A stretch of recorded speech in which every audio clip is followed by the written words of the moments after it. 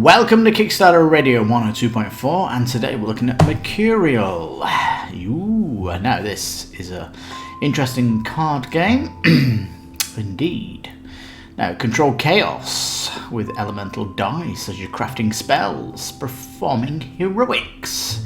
Solo, competitive, co-op. A one-spot player? Yep, I'm down.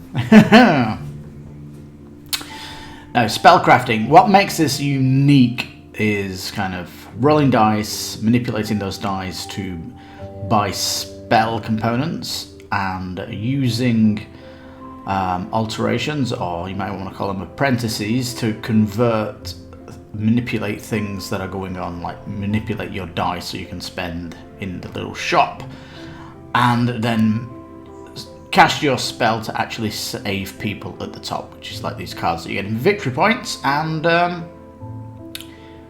yeah, fairly interesting. I think what makes it nice is that you can try and balance your destructive spells with your restoration spells to get like a mega spell,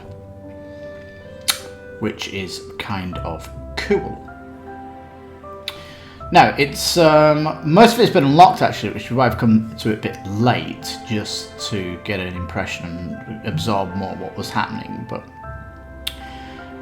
Challenger expansion, this is like a hard mode where it's 2-player co-op and automas that you play against. This is actually really interesting, in fact. This has come out. I'm all for that, so you're almost teaming up as mages to defeat these two. Really cool. Now, deluxe components, engraved dice look great, especially as these engraved dice look like they're engraving 2 colours on one side of the dice, which is fairly rare to see. These modular trays, they might be good for storage, maybe, but if you're buying the playmat, there's a place for them.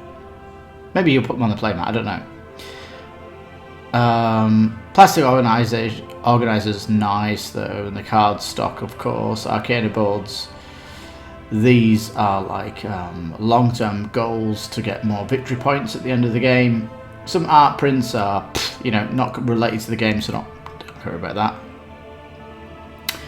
Add-ons, the dice tray here, not really something I'd recommend for the game. You're just rolling the dice and you're going to be putting them with your person. The actual mat is really nice, and to be frank, I don't know why they just didn't do a board. I think it would have been nice if they'd done a board, but as is, I think is an add-on that I would get. Yeah, absolutely. As you can see with the board, it's looking beautiful, isn't it? So you've got 2 cards rows then. The first row is spells, the second one is the alterations, or your apprentices that are going to manipulate your dice. This is like a river, so it rotates. The ones on the far left, they disappear and the shop rotates. The third row at the top, these are your objectives to actually save these people by either healing or casting some ruination spell against them. And here at the very top of the board, these are the long-term objectives to fulfill to get more victory points and all that stuff. So the blue is mana, the white is like a half point of mana, and all that good stuff.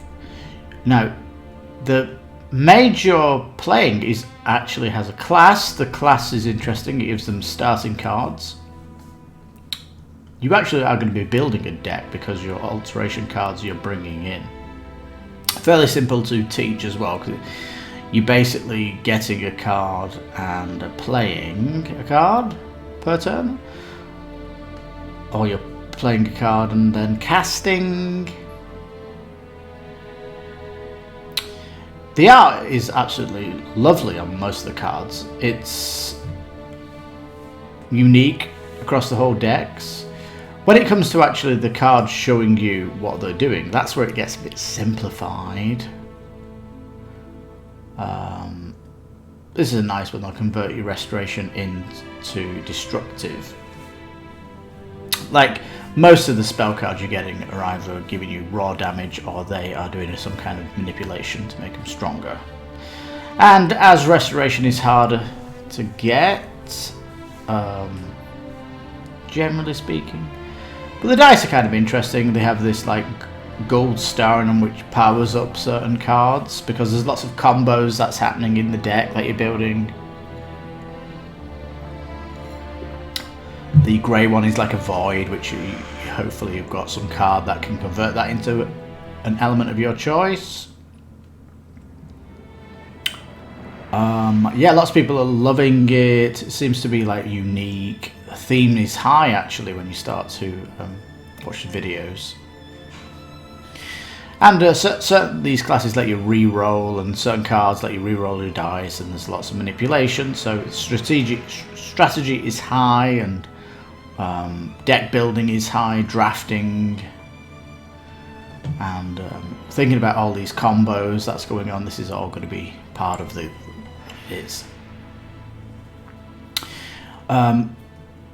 now we can see kind of the river updating here as cards are used. The river moves along.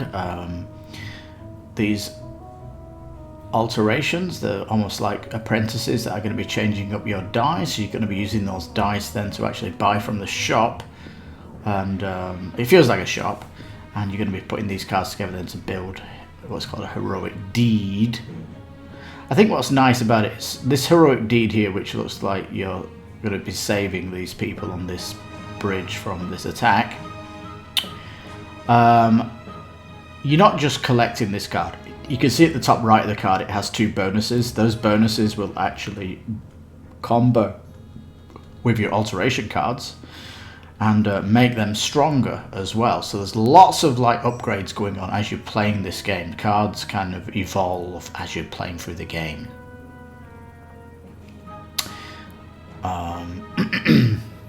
And as you play through the game, you're going to be collecting more mana, which is very, very strong because it lets you buy stuff in the shop and all this good stuff.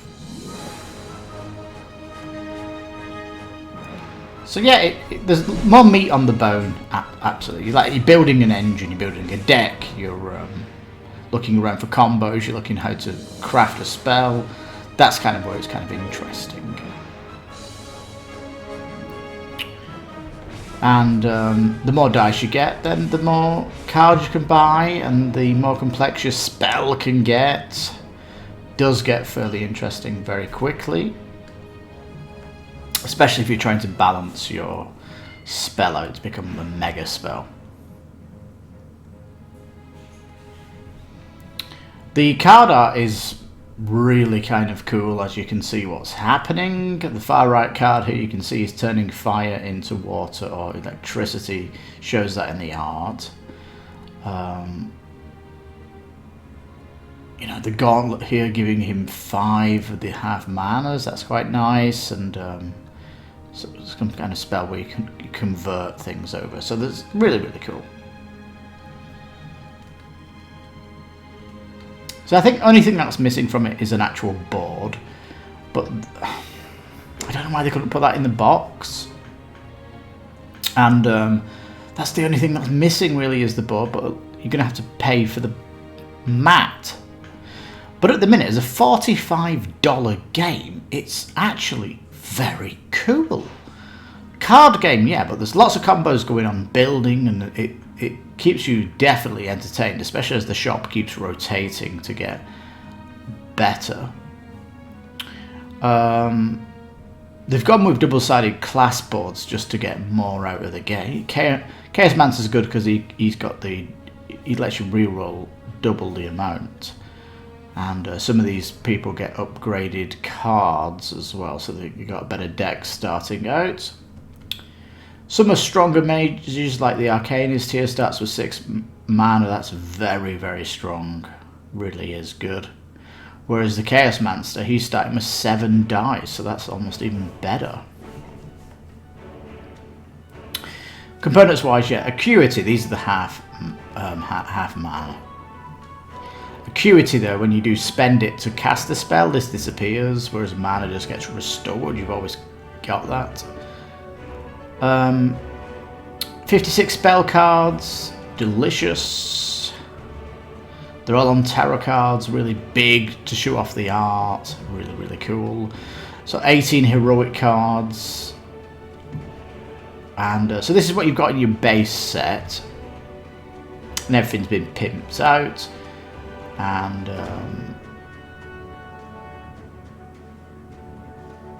these are the interesting things for what you're trying to do, like the almost achievements to get some kind of bonus.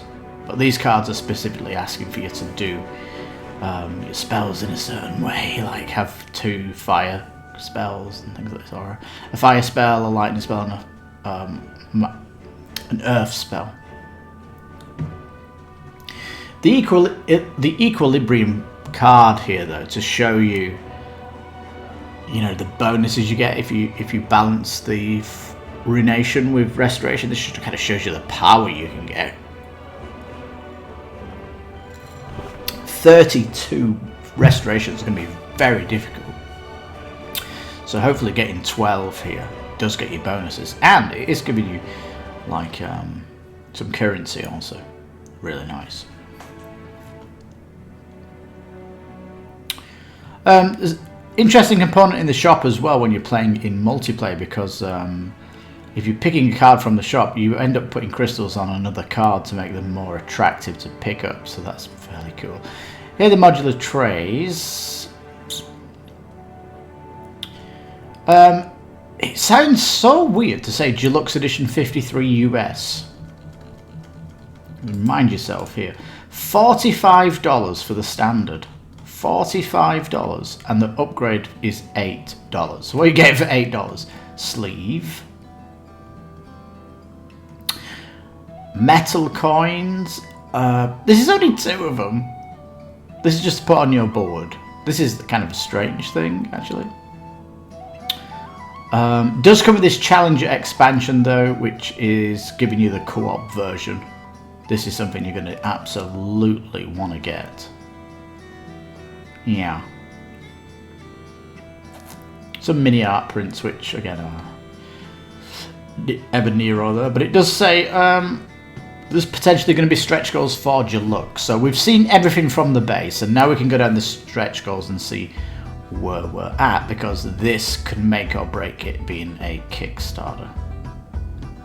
The Kickstarter exclusive seems to be way out there because of these dice trays, which I don't think you need. The playmat, however, something you are going to need. It says it's going to be shipped separately, and you're going to have to pay shipping for that. It's almost done by third party. That's something you need to think about. 15 tarot-sized card sleeves. That's interesting that people who've backed Endogenesis get these for free. Yeah. So yeah, 35 for the, I don't know, for US dollars, $26 for the playmat. Something I'd definitely go for. It actually looks cool. Yeah. So yeah, I mean, you go for the Deluxe Edition, right? Because you get the Challenger, that's going to cover you $9. You get the bonus coins in that, and the sleeve. The dice trays, it's because these dice trays are $13.40 and they're giving you 4 in the all-in. I just don't think this is needed. Tarot card, I'd 100% go for this. 100%.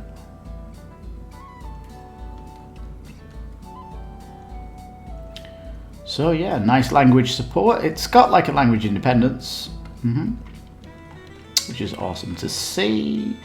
You can look at the Rado, who does a fantastic playthrough solo mode.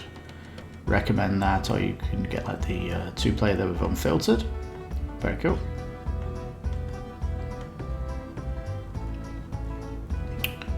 All these videos, man, you're blessed for finding out loads of different playthroughs and stuff like that. It's very cool. You can try it out on Tabletop Simulator, of course, and there's different modes that you can play as well.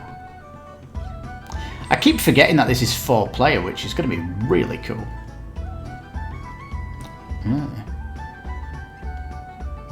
Seems to be fairly quick play as well, like maybe an hour, 90 minutes max at 4 player.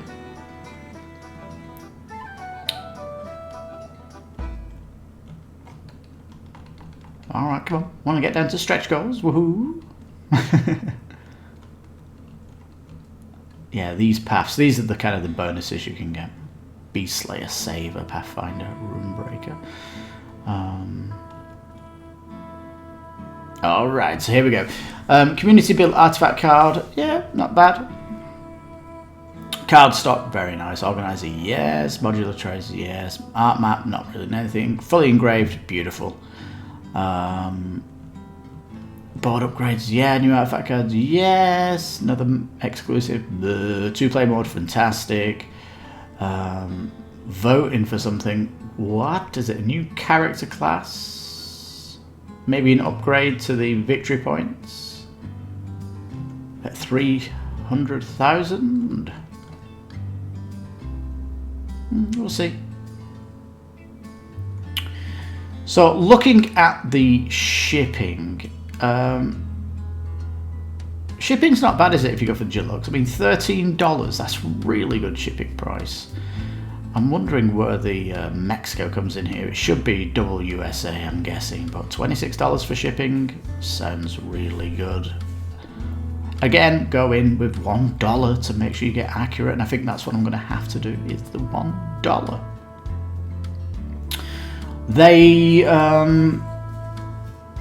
They're hoping to finalise it in July, so is it production going to be that long? It's just a card game.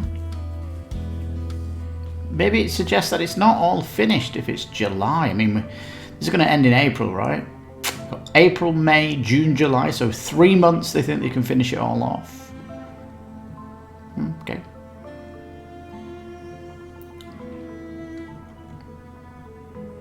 But yeah, artists and design, it's all been done. Interesting, isn't it? Coming from Singapore.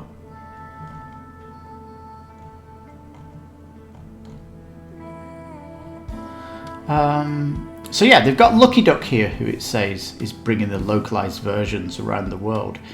And if they've got Lucky Duck as worldwide publishing, why haven't they got Lucky Duck as their shipping company? Because they're the best shipping company that does Kickstarter games worldwide. Bottom down, so yeah. Hopefully, yeah, shipping prices to Mexico with Lucky Duck with this game should be absolutely fantastic. And this looks like a very, very, very cool game for under $100. And even less than that if you factor in its playmat, which looks delicious. Still think the dice trays are a bit OTT, but you know, that pushes the pledge over $100 just because they're so premium. But Mercurial, it definitely looks cool, doesn't it? It's going to have a nice table presence, beautiful big cards, chunky dice that you're going to be rolling. It's got that nice shop to kind of activate your spells you're doing and all that good stuff. And I think with the different character classes, I think you might get some good fun testing each one out as well. And yeah, the co-op mode that's been unlocked late stage has been fantastic. Really like that. Alright, there you go, Mercurial. Really, really cool game. Needs a board. It would be fascinating if they got to a point where they announced a board was coming, but I don't know how much, if they brought a board out, how much more would it have put on the game, but you know. Yeah. But it is what it is, you know. I like the fact that you're rolling dice and you've got a deck of cards in your hand that you can be using. You're playing cards and all this stuff. It looks very cool, especially if you're playing 4-player. It's got an interesting solo game. If you've only got like an hour to do a solo game, I think you could push this out nicely, get a good challenge out. And yeah, if you look at the play mat, you can see where you put in the mana on it. You don't really need those bins, do you, to store them? Maybe store them in the box. But it looks really nice on the playmat. Oh man, it looks really cool. I can't imagine playing it without it. And you can see the metal coins, how they'd fit on the mat here, just underneath the cards. Yeah, you know what it is. But I think, if they set out to do a card crafting mage game, I think they've nailed it. Playmat design looks stupendous as well, and Kickstarter box sleeve looks good, I'm guessing. Oh yeah. So this is an absolute solid game. I would love to have this in my collection, and I think my playgroups would be pleasantly happy with this, because you can play a game in an hour, and my playgroups are always between 2 and 3 hours. This would be a fantastic game if you wanted a multiple game night. Don't often have that, but when it does come, it's maybe once every couple of months actually, we have a multiple game night, but this one would definitely sit in that sweet spot. So yeah, I think it's worth going on the $1 pledge just for me, just to see where the shipping price will be, and then I'll probably just jump on it. Again, just really want to know the shipping for the playmat, because that's essential for this game for me, because it's more than just a card game. It needs a board to really kind of polish it, put that cherry on the cake. That's where it needs to be.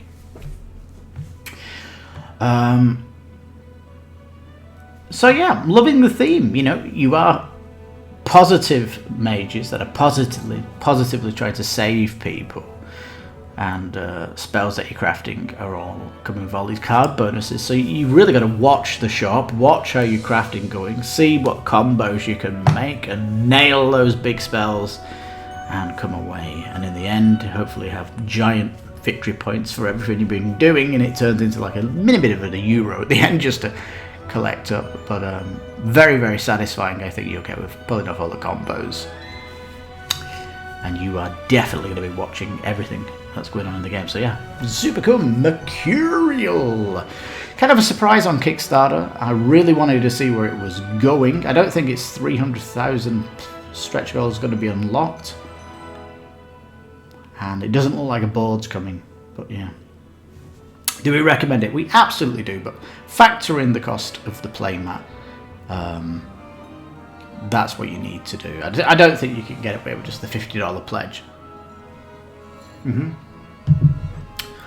just want that table presence. I mean, it's got the art on the cards, but that is the cherry on the cake for me, as I've said. So the fact that it's got a good solo, competitive 4-player, co-op game that you can do for 4 players. Co-op for 4 players? Yeah. Co-op for 1 player. No. It's co-op for 2 players, isn't it? It's a bit of a typo up here. You can see why it's popular. Got over 3,000 backers, and I guess if you'd factored in, I think most people, because you're paying for third party, you'll probably do it as an add-on later. That would have put the pledge up more. And if anything, this is where I've really got to call out that. Whoa, what's that? I've really got to call out that if you've got a stretch goal for 300,000, you should stick to that, because when people go in the pledge manager and upgrade their pledge, you should still adhere to the 300,000 here. Because if you look at the, it's $2 pledge to follow along. There's 500 backers, and these backers are coming in here because they just don't know the shipping. It's as simple as that. So, that's something all Kickstarter should do, is if they've got stretch goals, keep them open for the late pledge, because it will exceed it, probably, with all those juicy add-ons. And if you look at how they didn't really stretch out stuff, so this is possibly, they might come back into an expansion for this and extend all the cards and stuff that you've got. That'd be fairly interesting to see an expansion for it as well, like a smaller box expansion. So I think it's got legs, and I think, thinking about that's got me more exciting by the project. So yeah, super, super cool. Well, there you go, Mercurial. We do recommend it with the playman and all that jazz. So thank you so much. What do you think of this Mercurial? Has it tempted you by any chance? Because it's tempted me with I guess it wants $2, but yup, I'll be back in it straight after this video. And is there anything stopping you from backing it? Maybe it is the expense of the playmat or anything like that. Love to know your comments down below, peeps. Well, just remind you, we will have a podcast at the weekend, and we will be covering all the Kickstarters on it. It's a great radio show full of music and entertaining news news of the Kickstarters we covered and all that stuff. And we will be talking about the amazing Halo series that will be on episode 4. Episode 3 of Moon Knight we'll talk about in our media section, and of course the American Song Contest, which is going on, and the music will be dedicated to episode 3, or should I say Heat 3 and 4 in that contest. So please check out our broadcast at the weekend. You might have to be a subscriber to get all our news when it comes out. Otherwise, check back to our channel every now and again, and hopefully there's content you like, and eventually become a subscriber like all our fantastic patrons on Kickstarter. Not patron, have a Patreon, but yeah, our subscribers, thank you. All that jazz. So yeah, I've been your host, Lipstickpaddy. This has been Kickstarter Radio 102.4. You take care, stay safe, and bye-bye for now.